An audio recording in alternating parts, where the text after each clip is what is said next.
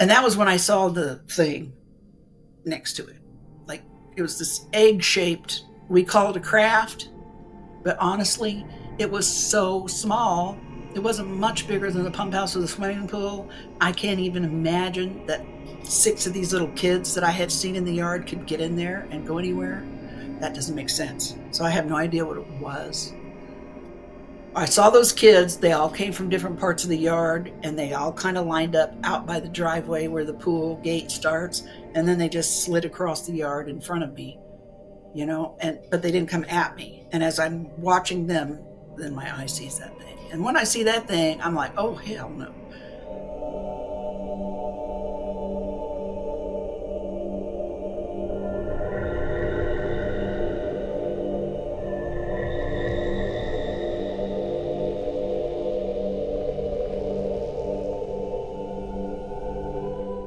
Welcome to Breaking the Silence. This is In Conversation, and I'm your host, Steve Neal.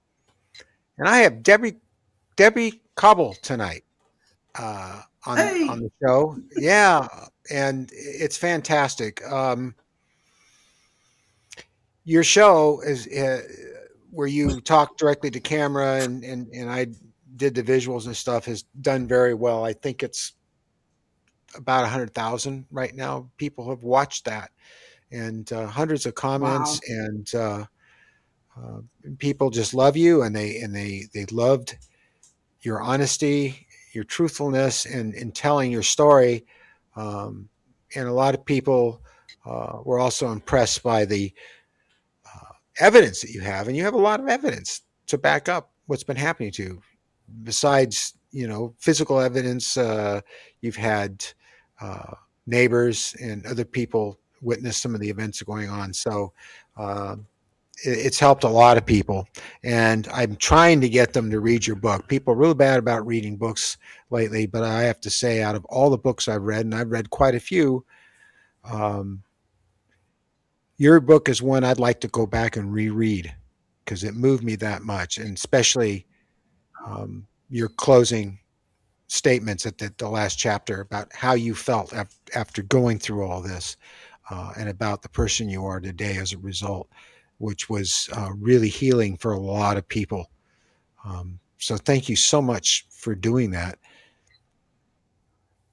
Well, thank you. I appreciate it. That's why I did what I did. I mean, that's why I came forward and told my story. Yeah, I know that's why I hope most of us do that. It reminds me of a line in one of my favorite movies that I just watched recently again for probably the 12th time.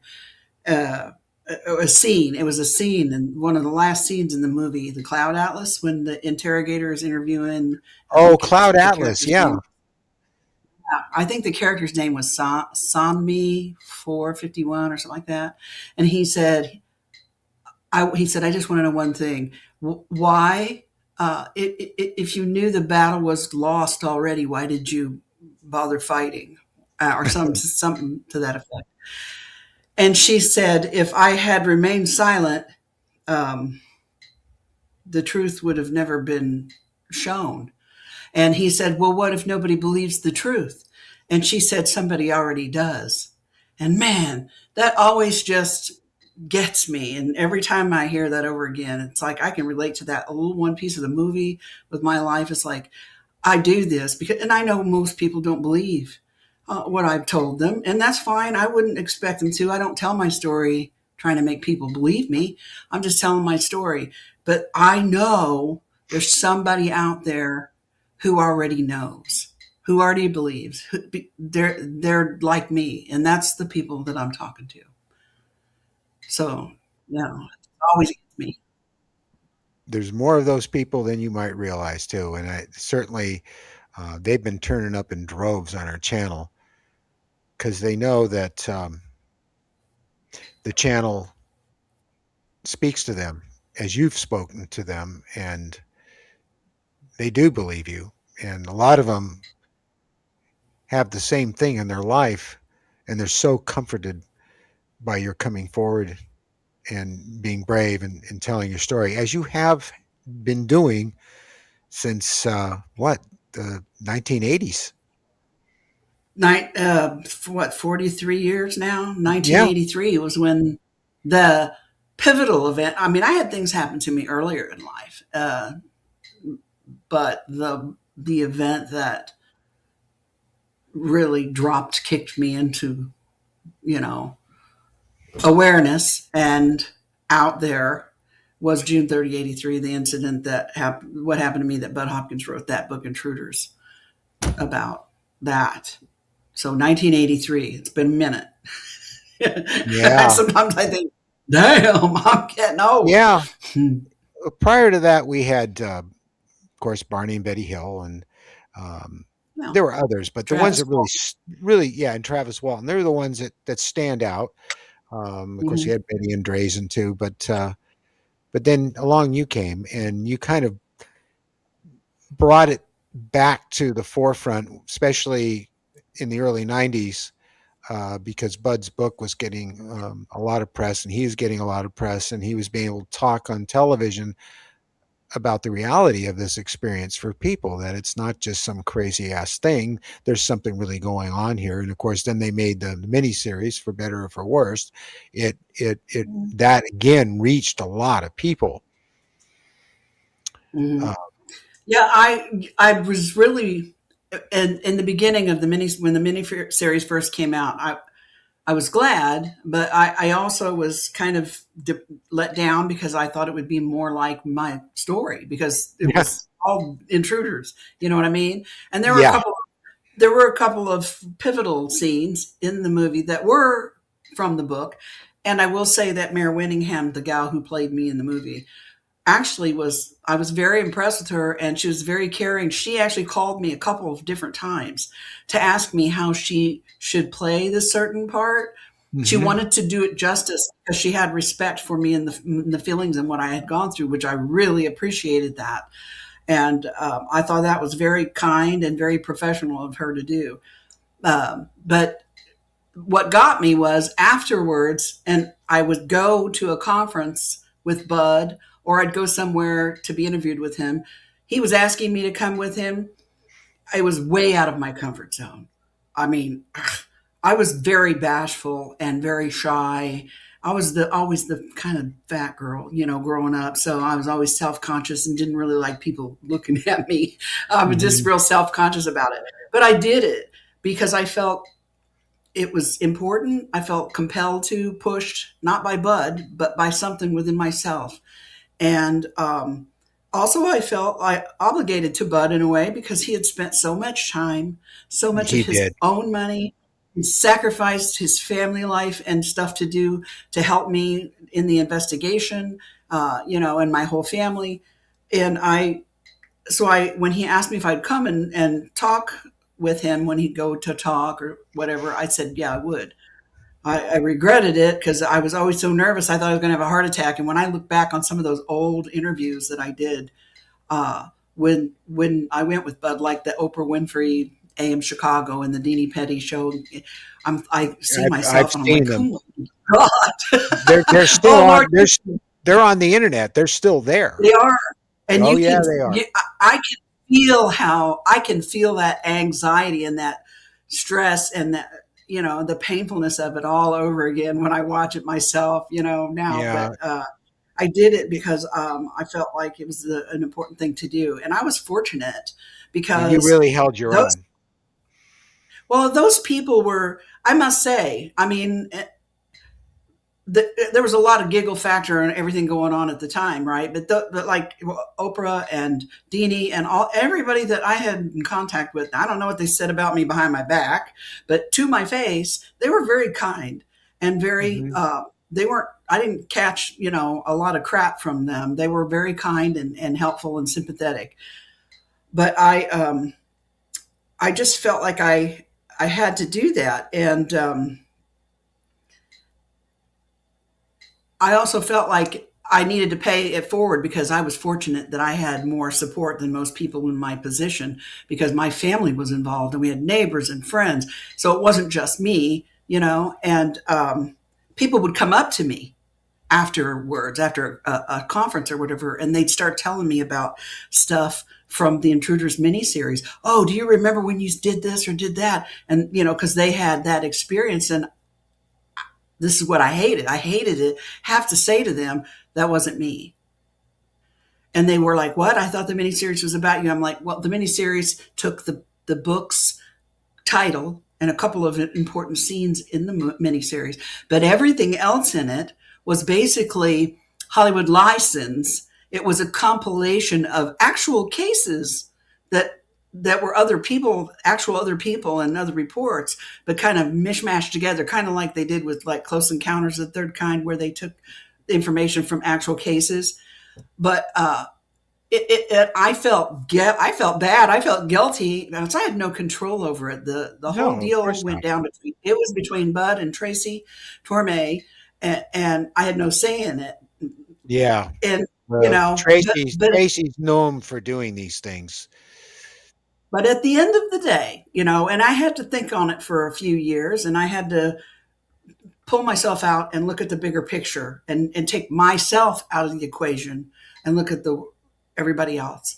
And I realized, that was the first thing on TV in the 90s that you could watch something like about this subject matter and not Mhm. get some kind of laugh track or snide remarks or funny. They actually, even though it wasn't like completely me, it treated the whole subject with some respect and decorum, and I was treated respectfully by the woman who played me in there, and I thought, what, at least it was on mainstream TV, which is something you didn't see very often back No, then.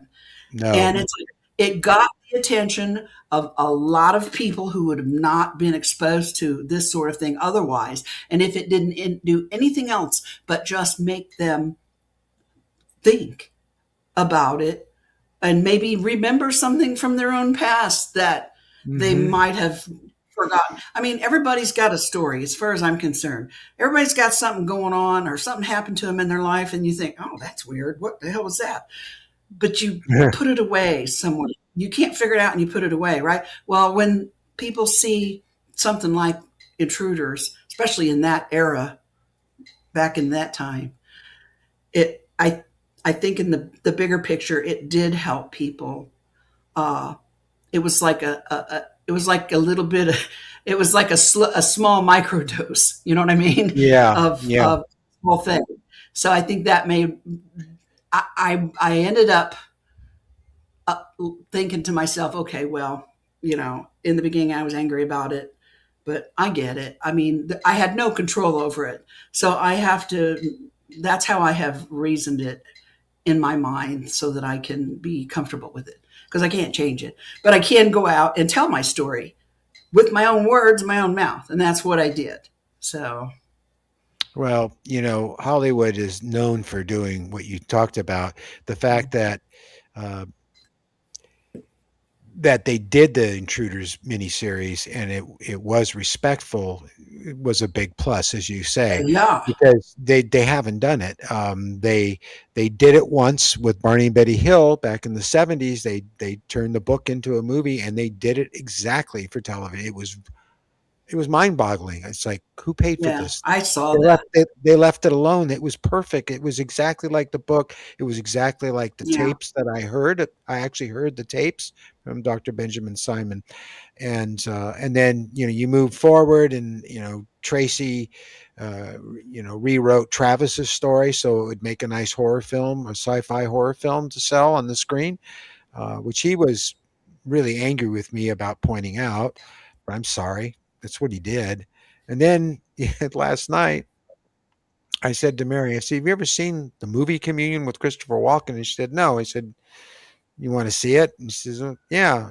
And so it started, and I don't even think we got 10 minutes into it. And I looked at her, I said, "Have you had enough?" She said, "Yeah." And we just turned it off. It was that poorly done. I mean, I've known Whitley for 40 something years. We've been close friends. We've been through thick and thin and trips together and everything else. And Walken was out of control. He didn't respect Whitley at all. He didn't respect the book.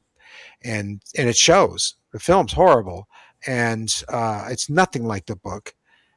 But at least with Intruders, I mean, the actress actually called you and respected you and emulated that in her performance. So yeah, you're very fortunate because things usually really go bad with this stuff, and it's not pretty. So Hmm. Yeah, I know. I knew then how fortunate I was, and I certainly, it's even more clear to me now. All these years later. So he did. yeah, but and like I said, I was luckier than most people that found themselves in my position because, like I said, it wasn't just these things happening to me and me alone, and I had support from my whole family and my coworkers, my neighbors, everything else. But also, you got to remember it was before the internet. It was Hmm. before cell phones.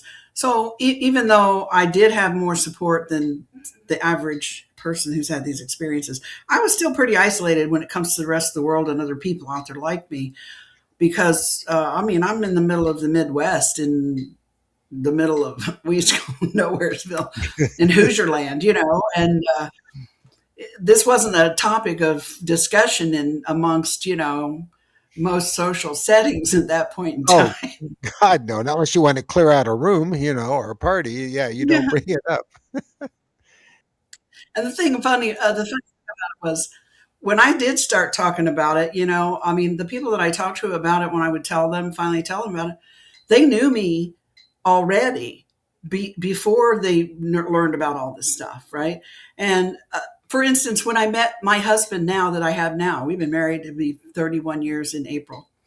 Uh, I, I when I first met him, I thought, "Oh, I like this guy." But I thought, after the Good first thing. date, and then and after the second date, I thought, you know what? I'm going to have to tell this dude about this stuff because that's not fair.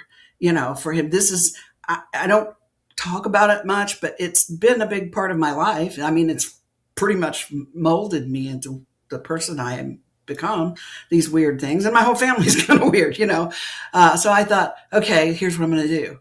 So the next time we got together, I had Bud's book, Intruders, with me. And I had just published the first book I wrote with my sister called Abducted. Hmm. And so I gave him those two books and I said, read this one first. I gave him Intruders. I said, read this one first, then read this one. And then if you still want to go out with me, call me. Give me a call. He's like, okay, well, a week or so passed and I never heard from him. And I thought, oh, well, I like that one, damn it. But oh, it is what it is. And then the phone rang. And when I heard his voice, my heart stopped, because this was before caller ID or any of that. And I said, or at least it was before caller ID for me. But I said, did you read both the books? And he goes, yes. And I thought, oh shit, here it comes. Here we go. Unbuckle my seatbelt, right? Right. And I said, well, what do you think? And he said, well, I feel like I've gone out with you. I know you well enough to know that there's only a few options that I have here. He says, I feel like I would know you well enough to know that you aren't a liar. I don't feel that you're somebody that just lies willy nilly for no reason. He goes, I don't think you're crazy at all. And he said, so the only other option I have is that something genuinely weird is happening to you. And he goes, and I want to know more. And I was like, oh, wow. And then, like 6 months later, he asked me to marry him. So, Wow. we've been married 31 years. But So I guess he so, liked you. when people, yeah, I guess he liked me a little bit. But when people meet me, they think I'm some type of way, okay? Because they hear the stories, they hear about intruders, they hear the stories, they see all kinds of stupid shit on the internet. I Yeah, don't they even know do. where some of that comes from, right? I know So where it they comes think of me well, they think of me some type of way, right? But then when they actually meet me, they're like, "Oh, damn, you know, man, she might not be that crazy after all." Don't trust me. I walked around plenty of times wondering whether I'm crazy or not. But from. Oh yeah, we all maybe do. I am, maybe I'm not. But I actually think I scare some people. For instance, I met Philip Klass one time. Do you remember Philip Klass? How can I Like forget him? the How king can I forget him? of debunk. He wasn't just a skeptic. Skepticism is healthy and good and normal as far as I'm concerned. Yeah, Debunking, that's Michael a Michael whole Shermer is a skeptic. yeah. Debunking is a whole different level, and Right. Phil Klass was their king, basically, right? He wrote a book one time, and he wrote some horrible shit in this book about mom and me. Horrible. And I had never, and I would have never known it if multiple people hadn't shown me and pointed. I'm like, what? Why is this guy writing this? I've never met him. I don't know him. He doesn't know my mom. He's never met my mom. He doesn't know anything about us. How can he make these judgments about us when he doesn't know us? He's never met us. I'm even back then. I'm more than happy to answer any question that anybody has. I may not have all the answers. I may not know all the answers to some of the questions you're going to ask me, but I will certainly hear you. Mhm. Um, so I went to a conference in Florida one time, and I heard he was going to be there. Oh wow. Huh. Okay, so I tried to go up to him couple 2 or 3 times, and he would see me or get wind of me being around, and he'd take off.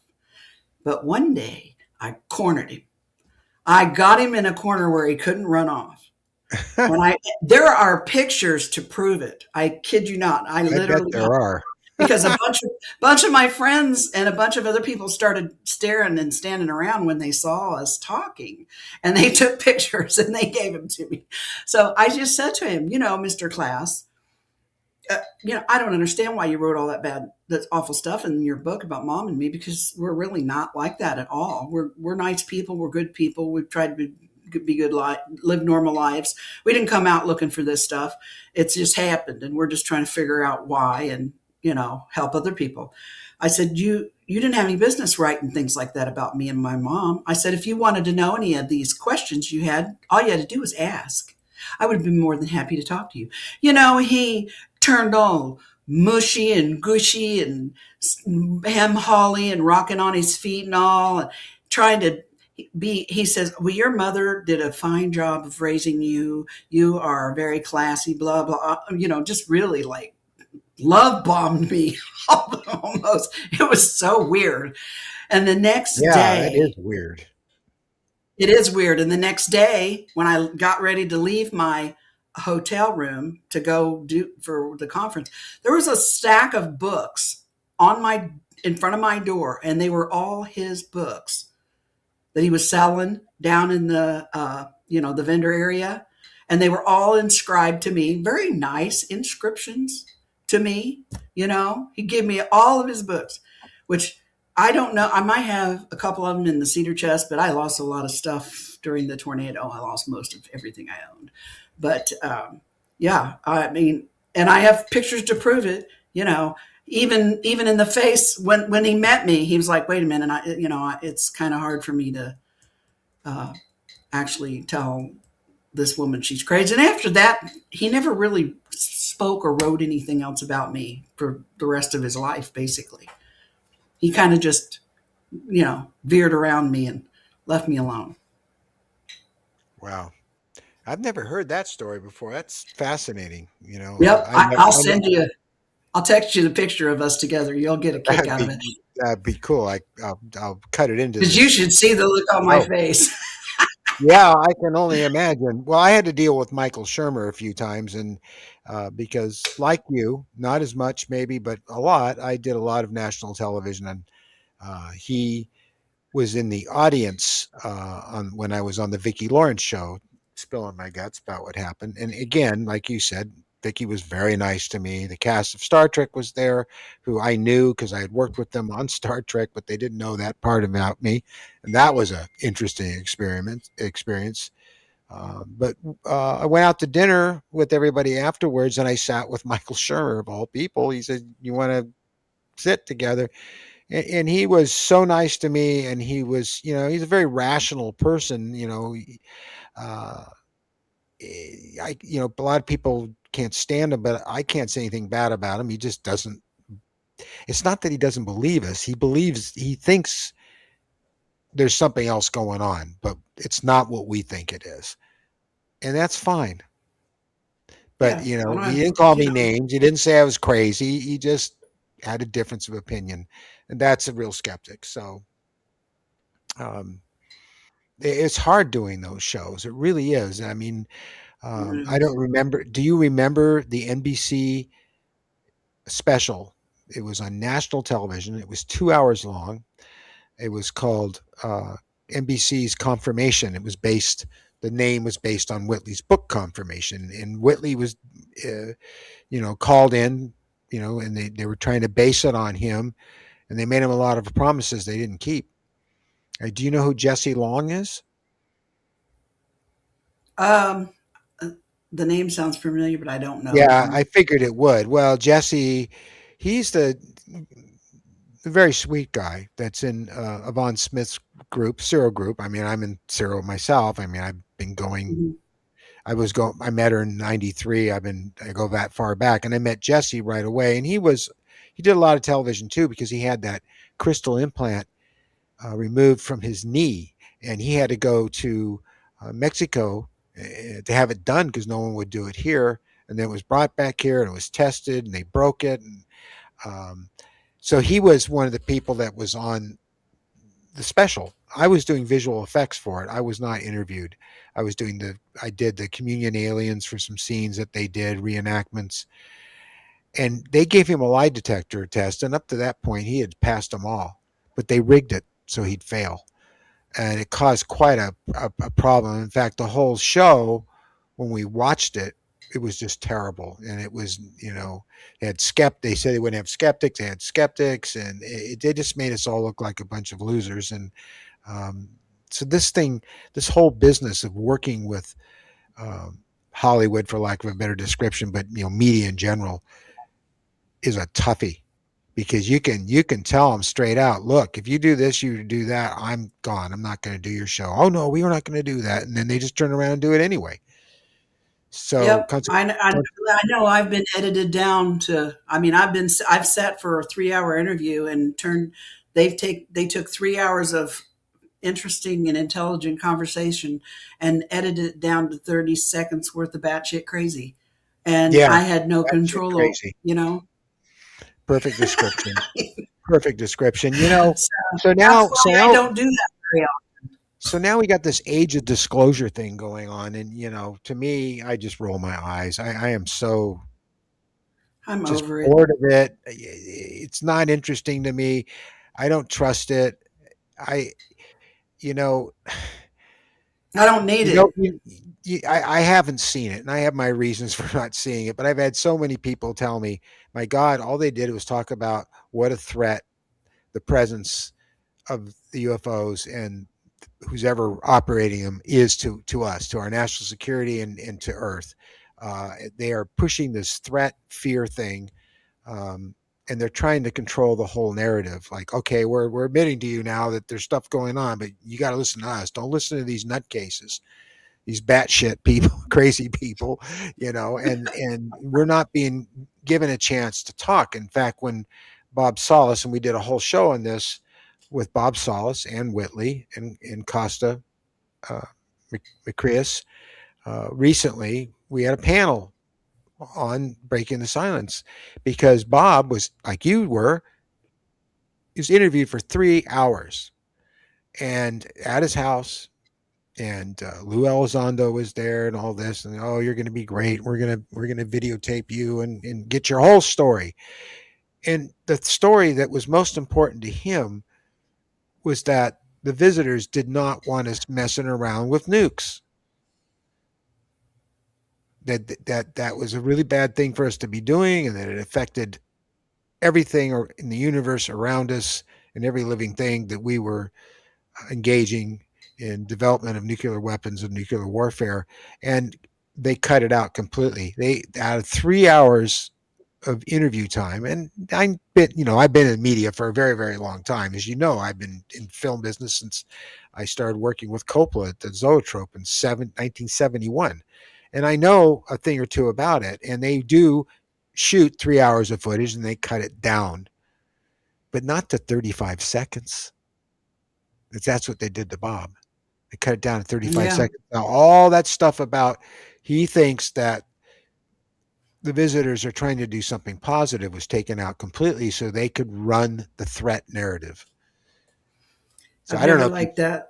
no, I don't. And what you have been doing and the other people like you and myself have been doing on the channel is I feel like we're the only channel that's offering a different perspective on this whole thing, that this is not a threat, that you need to you're being in fear of the wrong people.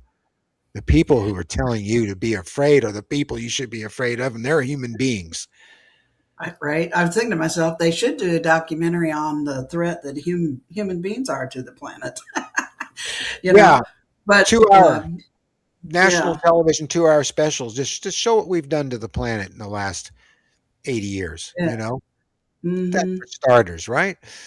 Yeah, it never's going to happen. So, uh, Well, I get asked all the time. People are surprised when they meet me. Most of them have heard about me through Bud Hopkins and the Intruder's book, and they read the book, and you know, and they're surprised when they meet me in that I don't necessarily have the same points of views about what happened to me that Bud had. But you have to remember, Bud was looking at it from the eyes of an investigator who was also a compassionate human being and cared about people yes, and he wanted to was. help.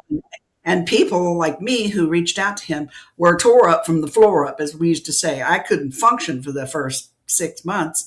I thought I was having a nervous breakdown, and it does something to somebody like Bud. So, you know, but by the time I wrote my first book with my sister, the reason I wanted to write my first book is because I wanted to tell my story from my perspective as the person who experienced it firsthand. And that's also why in Intruders I had a pseudonym. But when I came out with my own, saying my story first person version, I put my name to it because I felt I needed to own it. And I couldn't expect anybody to take me seriously if I wouldn't even put my own name on it. It's And a good that's why I reason. did what I did then. So, but and I've had a lot of questions over the years from people because I've met all kinds of experiencers that are in all different levels of their journey and going through their experience. I am probably there's more to me. There's more of me than you think. But I believe this with all my heart. But I started out traumatic with scary and traumatic events and things that frightened me, things that hurt me, things that hurt my dog, things that tore up my yard, things that were traumatic, terrifying, and in some people's views, I was made a victim. I had things done to me against my will, I and hear that things term like that. all the time.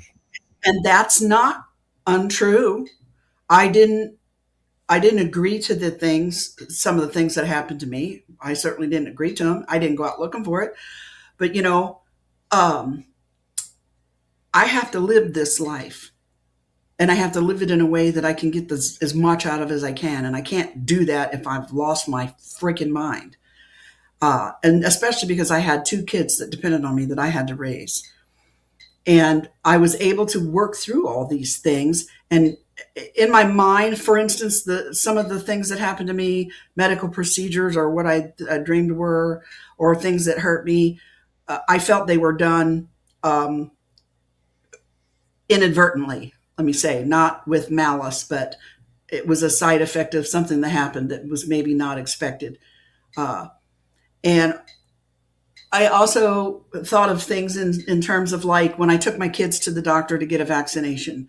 My kids were screaming bloody murder, crying, maybe, and it hurt when the doctor gave them the shot. But I knew, and the doctor knew, that this was going to protect them and maybe save their life one day. But they couldn't understand that. They weren't intellectually at a level where they could understand that. Be like me trying to explain to ants, don't build that ant hill here because my dog will dig it up, go over there. And so I thought, well, maybe it's like that. They have agendas that I can't possibly even understand because I am human and I've only got so much wiring. I only got so many folds up here in the gray part, and I can only comprehend so many things. And I think I've learned that there's a whole lot of life all around me that I can't perceive because I'm not built to receive it. But that doesn't mean it isn't there, you know? So I've learned how to feel my way through it and grow through all of it and not allow the scary stuff to make me a victim. I prefer to think of myself as a survivor, and I've taken the negatives and learned from them and grown from them. It's like that old adage that you can't always choose what happens to you, but you can choose how you're going to respond to it. Yeah. That's something I lived by. And a lot of people that are still stuck in the scary part, they don't get me. And sometimes I think I've annoyed a few experiencers Oh, you could because bet you have. I but know I I but have.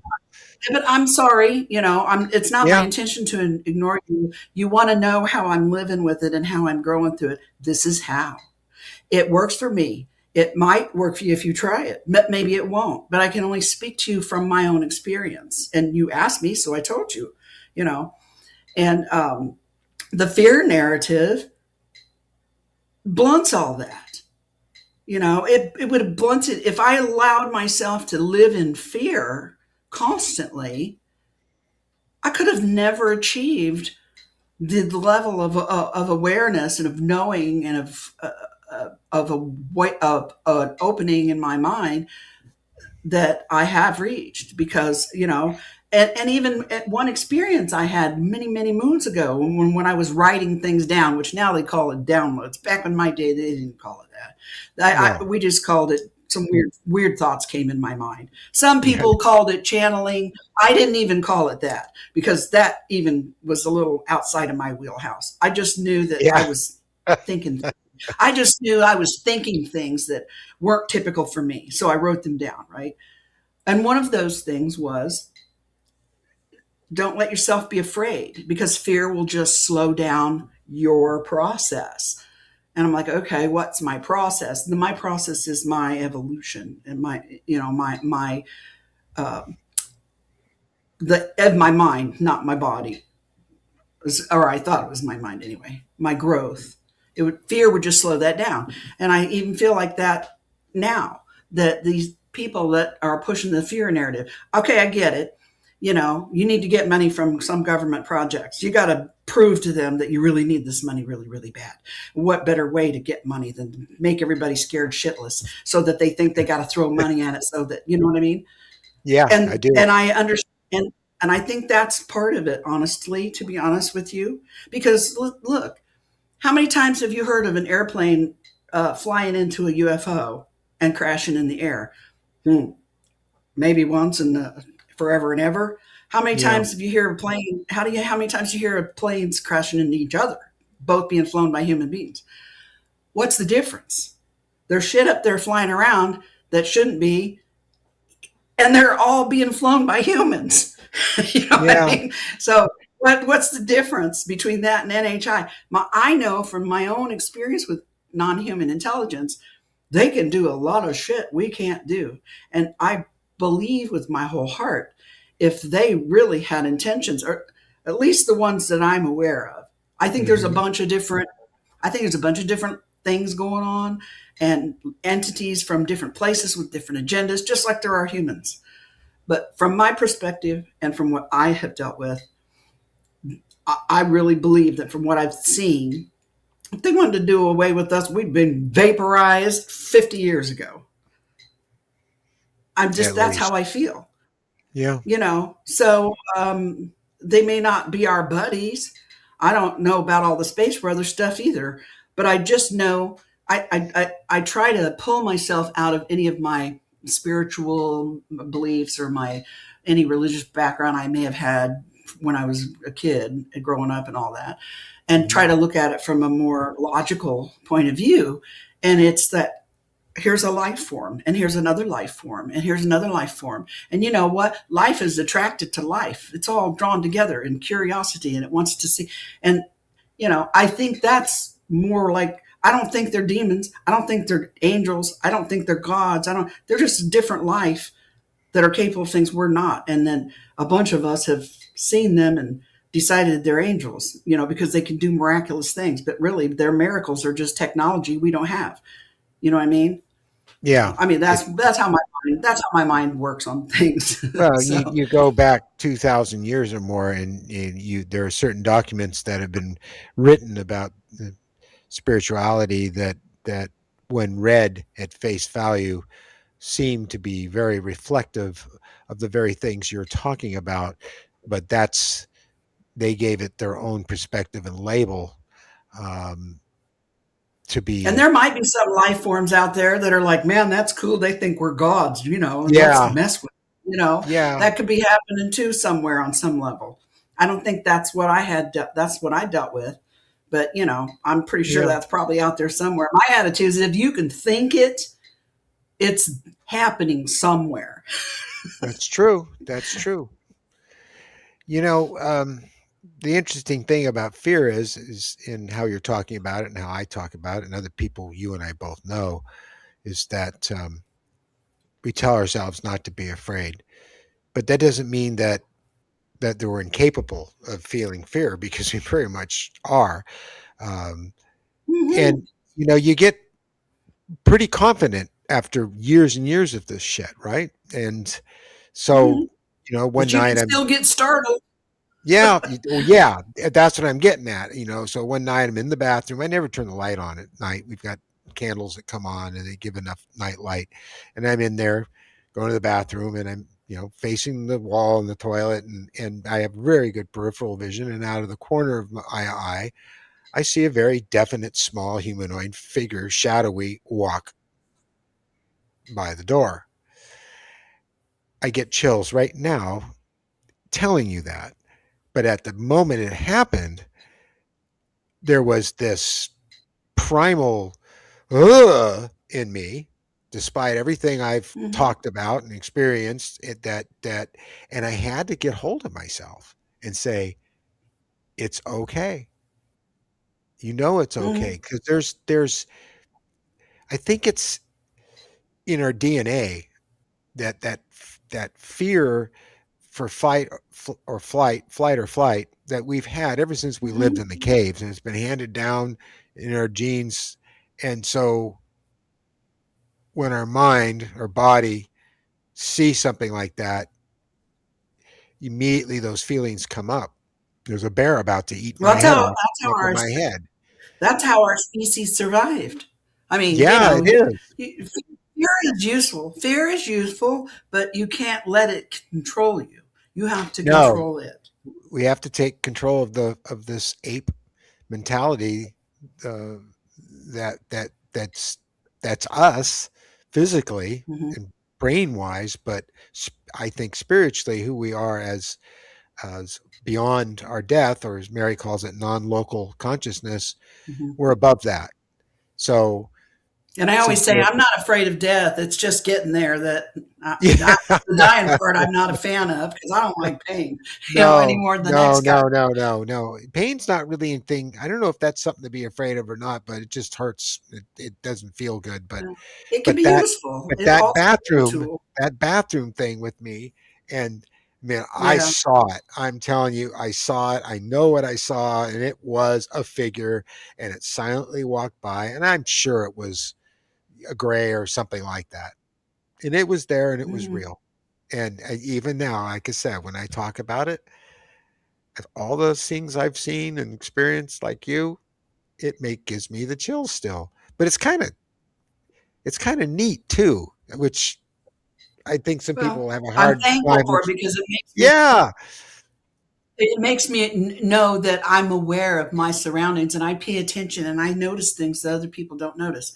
And maybe that's like the artist in me. You're an artist. Mary's an artist. I know a yeah, lot of people that are experiences are also artists. We see things that it's there, but other people didn't see it. Like a photograph I took one day. I just took a picture of a lone tree on at the side of a hill, and the shadow, the sun was in such a position that it cast this really cool shadow of this tree on this hill, and it looked very solitary and very just quiet. And I snapped that picture just at that very angle. And I got so many people be like, "Oh my God, that picture is so beautiful." I would have never noticed that. See, I do. I noticed, and I think part of that's because of the experiences that I've had. And I've always, kept my head on swivel 360 all the time. I don't know. I Or I would maybe have that's why I have experiences. I would have to agree with that because I'm the same way. So is Mary. We notice these things. I mean, we were out walking Nova, and we there's this place that we call Squirrel Grotto, and there's two big trees there in this big open space of lawn, and there's an old bench made out of stone with all kinds of lichen on it and everything. And when we get to that point in our walk, we let her off leash and we go behind the two trees, and she runs back and forth between the two trees, and we have a great time. Sometimes there's squirrels there and she tries to climb up the tree to get them.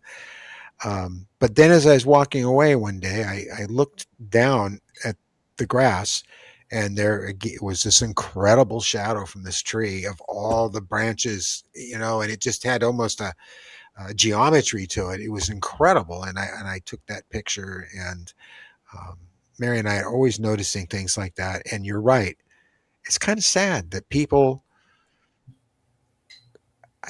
they stopped noticing things like that, because I think before we became what people think is civilized today with all our technology in our cities and things, when we were more indigenous people, I think they noticed things like that constantly and took great Oh, yeah. pleasure in it too, to really great and a connection with it, like it almost like Mhm. that tree and its shadows are reaching out like roots trying to get to me.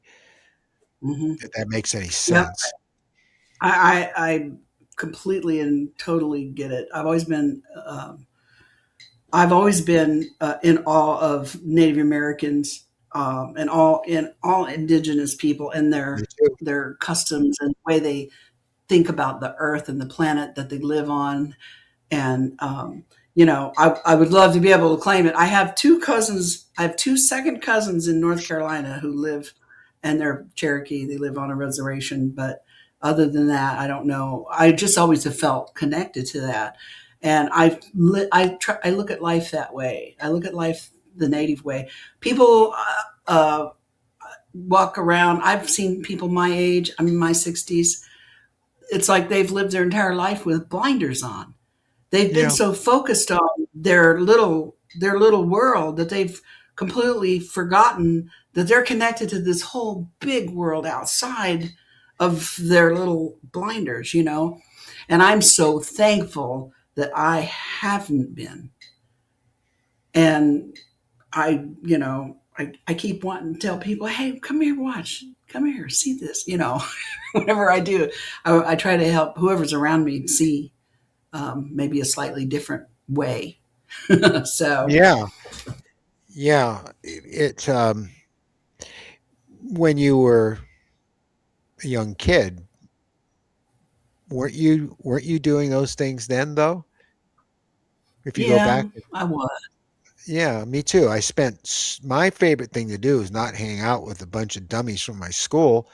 I went off by myself when I stayed with my grandmother on the weekend and during summer, one time for a whole year up in the mountains. I would go by myself with a dog and a fishing pole into the woods.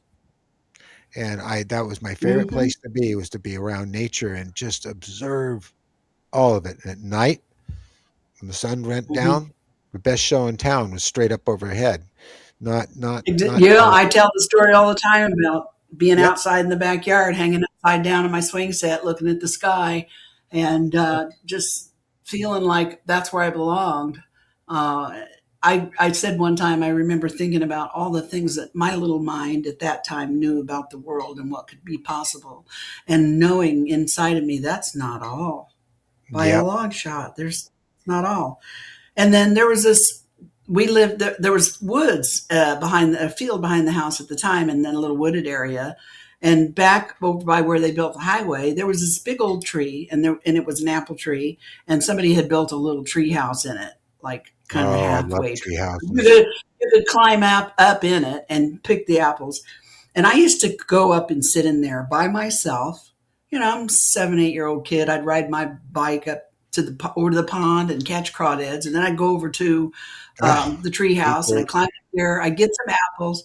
I pick some apples, and there was horses just on the other side, and I would go over and feed the apples to the horses and Yeah. talk to them. And I'd sit up in that tree house. I had a ViewMaster. You know, remember what those were? The ViewMaster Yes. with the Oh, I'm slides in sure. them, and you Yeah. look at. I would I'd take my ViewMaster up there by myself and I would look at these slides. And the slides were from different countries all over the world, like the seven wonders of the world and crap like that. And I would look at these ViewMaster slides and daydream about the world and all the people. And I'd be like, the little people walking on the street in this one slide, I'd be like, what does that person do when when they were walking to the slide, where were they going to go? I was the Yeah. little kid that would sit in the back of my dad's station wagon and watch cars pass us on the highway when we were on vacation, and I would think to myself, I wonder where they're going. Wonder what they're going to do. I'd see an airplane fly overhead, and I'd be like, "What? Where they're going? I wonder if they're going to go have fun." And I would like almost project myself into that airplane and go with those people wherever they were going so I could see the adventure they were having. You know, I mean, I was just a weird little, I was just a different kind of kid. Well, yeah. Do you realize how many people that will watch this show we're doing right now, this conversation, this lovely conversation we're having, will become so excited because they will resonate with everything you just said. There's Well, good. so many people Nice to that meet you have these guys. experience, yes, that have I'm these here. experiences. These people have these experiences. They're going to tell you that that's exactly what they did with a great amount of excitement because you just helped them not feel so weird. You, they're I've finding come out to they're the not point in my strange life, kids. We're you know different. what? I've come to the point in my life that I like weird. Weird to me, you know, I mean, there's a limit, of course, Normal but to scares me, me. basic, generic weird, to me, it's like it's the spice of life. It's what makes life exciting and interesting.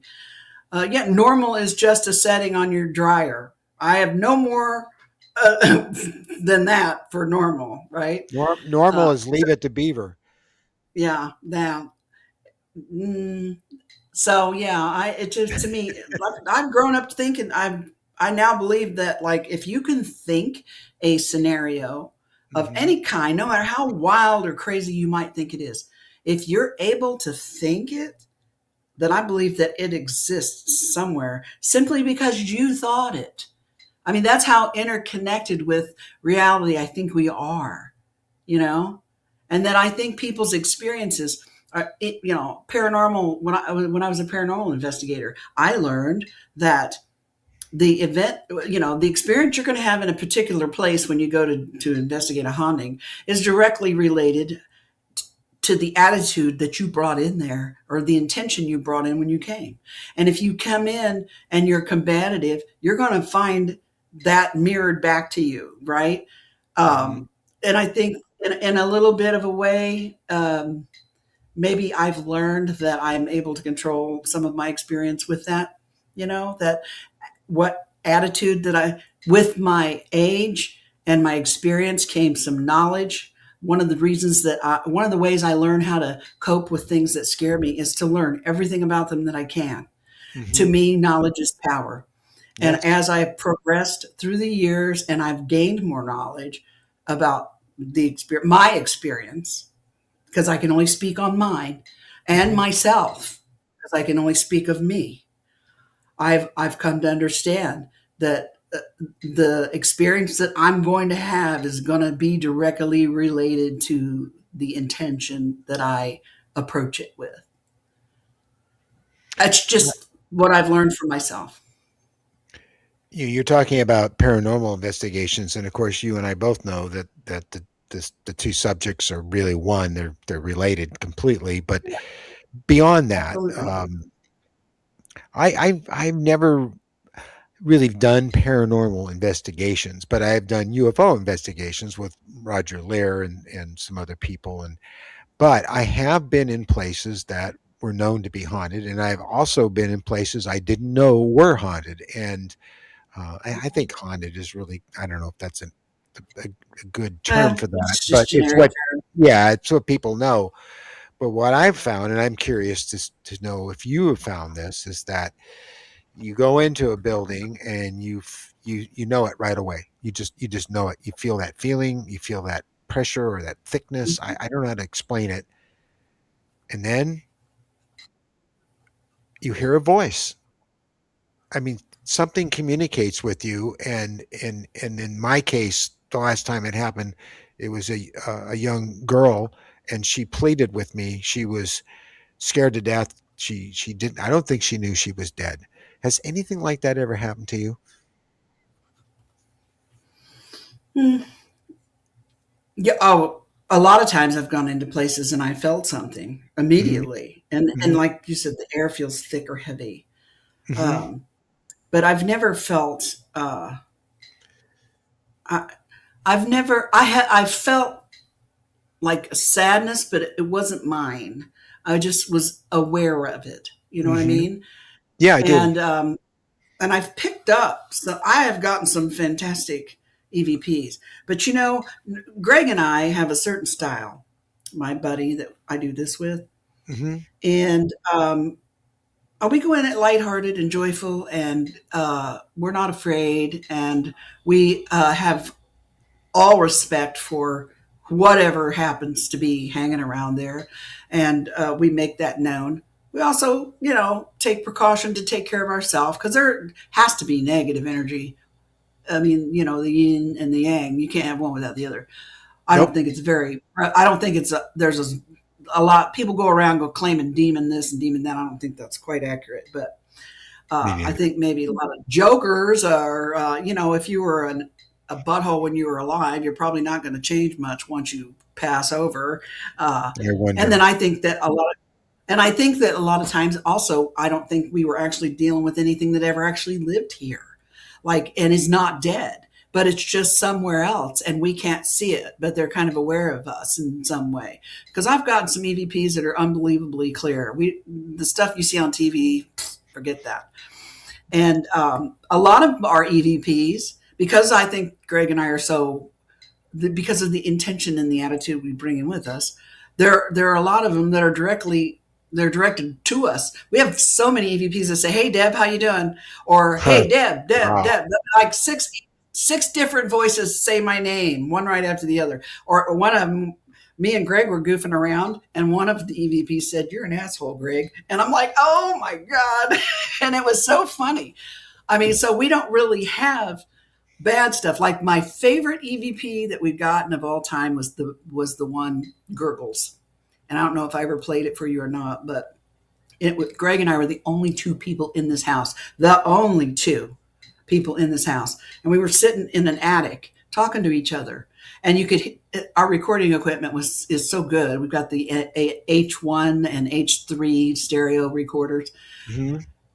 you could hear I had taken a sip of a Dr. Pepper, which is really bubbly, and you could hear my stomach gurgle. And I Huh. kind of laughed because we try to mark our, if somebody whispers or somebody burps or somebody moves, we try to say so and so did this. So I said, "Oh, that's my stomach gurgling."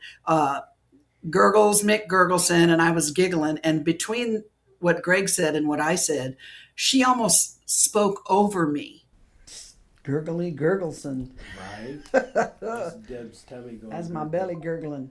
Gurgles. If y'all who lived here previously had, it was as if she was sitting between Greg and I, and you could almost hear kind of a smile or a sense of silliness in her voice, and she said, "Gurgles," and I mean Huh. it was so sneaky clear. I'll send it to you. That's one of my Yeah, favorite that'd ones. be When great. I'd when love to. people hear that, yeah, when people hear that, they swear up and down that somebody was sitting in the room with us and said that. Oh, my hand on the Bible, I swear to God, there was nobody in that room but me and Greg. And that is the kind of recordings that we get. And that's the kind of thing that makes me think that I'm not talking to dead people. Yeah. because that's just really Well, weird. there's more to this than people that don't realize they're dead, or they cling to their existence in that particular house or whatever it be. There's so many other levels to spirits that interact with us, and that sometimes we see, sometimes we hear. And a really good example of that is your own case of going on that walk and having those as earphones in, and you heard that voice behind you, and the I conversation was, yeah, that you had with that particular consciousness, which was not a ghost. it was, I was not asleep. It was not a dream. I do not go around hearing voices, you know, and especially not like that. And I had my earphones in, listening to my tunes, feeling really zen, and just, I guess I was in a good headspace, brainwave type. And I heard this man come, and it sounded like he would come up from behind me and said, "Hey, Deb." And I pulled my earbud out and turned around, fully expecting to see one of my neighbors. Gonna have a conversation with the dude. That's cool. They obviously knew me because they called my name, but there was no one there. And I looked around a minute and I was a little dumbfounded. And I thought, well, is there somebody hiding behind a shrub or something going to prank me? I didn't see anybody. I said, hello. And then he just started talking. I could hear him just clear as a bell, like he was standing next to me, not in the earbud because it was in my hand at this point. Nobody around me. And he starts to talk to me about what I look like from where he's at. He tells me that I look like a little ball of white light bouncing around in his darkness. That's his perspective of me, and that my perspective of him is the same thing. He, and I'm assuming whoever all of them are, look like a little ball of light just bouncing around in my darkness. But where they are, they look just like me. I just can't Yeah. perceive them that way. I remember you asked him, And you said, same, "Are you one of those gray things?" And he said, "Oh, no." I said, no, I said, are you, I said, well, it's, again, this whole fear thing, Yeah. I, my experience has changed because I changed, and I lost the fear through knowledge, right? So at this point, this is just a few years ago, I was startled because I'm like, oh shit, am I losing my mind all of a sudden? But the conversation was so clear, and I decided, okay, I'm going to interact with it. I've been around this block a couple of times, so we'll just go with it. And I said, "Are you dead? Or are you a spirit? Are you dead?" And he laughed and he said, "No, I'm as alive as you are." So chuckle. And I'm like, oh, okay. Are you one of those gray guys? A little gray alien guy? And he said, "No, they're your future." Just so matter of factly, just rolled Yeah. right out. No, they're your future. And I'm like, whoa. And I Yeah. said, well, then who are you? Who are you then? That's it.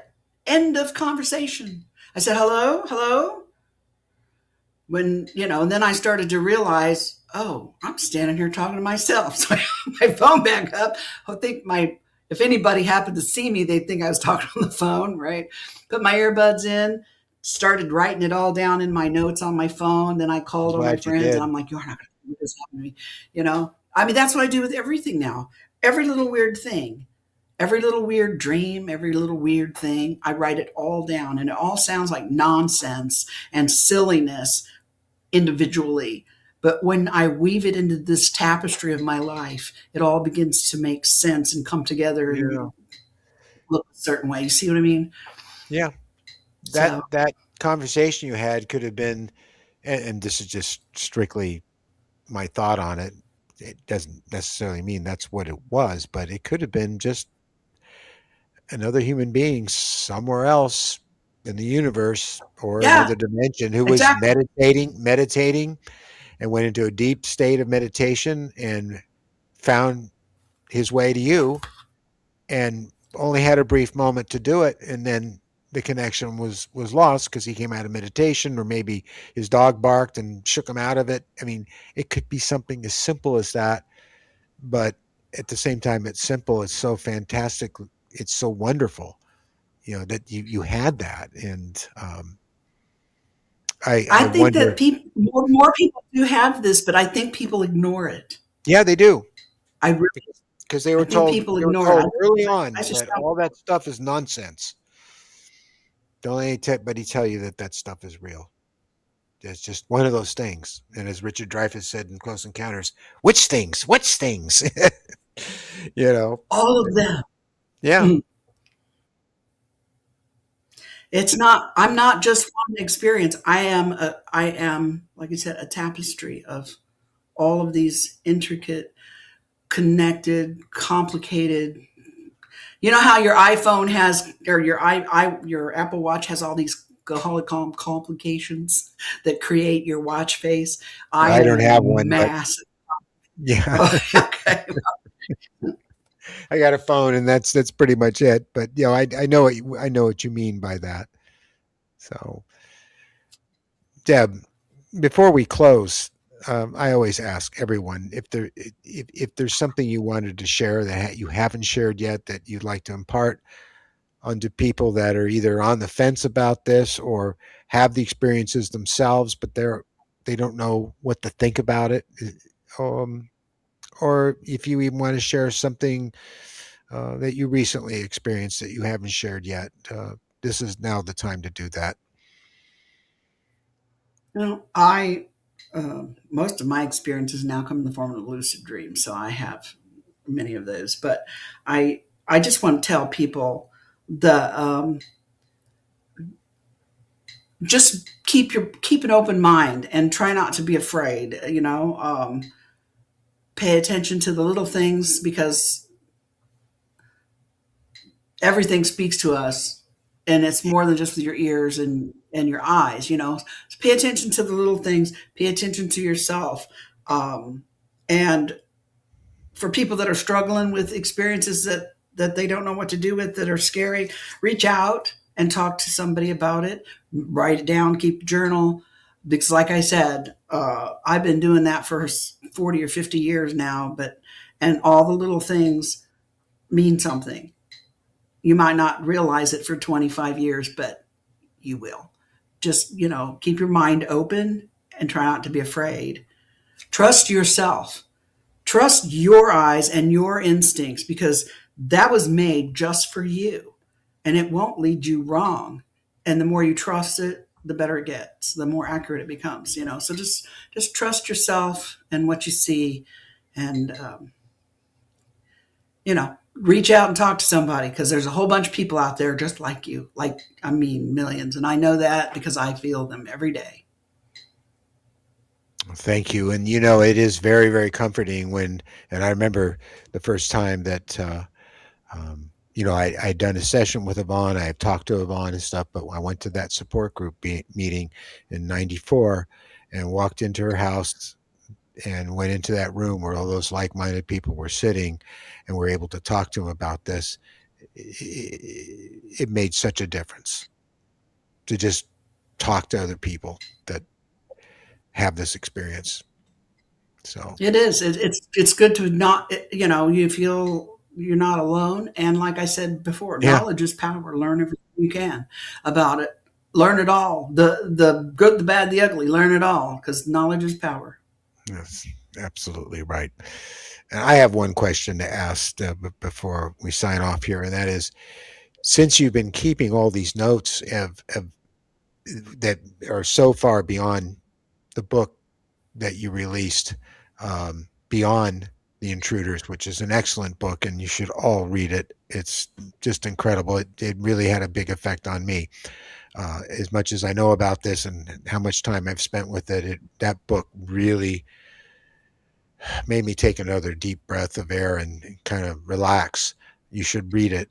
But do you have any plans with everything you've been writing down and experiencing, the little things, the bigger things, all in between? Do you have any plans on actually putting it into written material beyond the book you did, Beyond Intruders?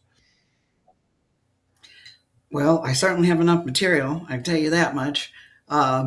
But maybe I keep feeling like, yeah, there's still more to. I mean, I'm a work in progress, probably till the day I hop out of here, Yeah. and so but maybe, yeah, there's something. I just feel like, I don't know. Maybe 150 years from now, if there's still humans around somewhere, they'll find it interesting to see how this one little old lady managed. I don't know. Yeah. I guarantee you that 150 years from now, if we do survive, and I really do think we will, people then are going to look back on you and Whitley and Barney and Benny Hill, all these people, and say, "My God, you know, they were for real. They Mhm. were they were the I can't think of a word to describe it, but they made an age about this stuff that people will appreciate 150 years from now." So, in closing, I want to say thank you. This has been an amazing conversation. I didn't really have any particular thing uh, written down or questions this time. I thought we should just have a conversation and be open about how you felt about your experience yourself, and I would reflect off of that. And it was just incredible. Thank you, Deb. Well, thank you. I appreciate it. You know me, I can talk for hours. I think we all can. We have a lot to say. We've experienced a Yeah. lot, and we want to share it with people because um, it might be everything we say, or it might just be a couple things we said that make a hell of a difference to somebody who's out there sitting in the dark, afraid, wondering what to do. Yep, for sure. Thanks, Deb. Thank you.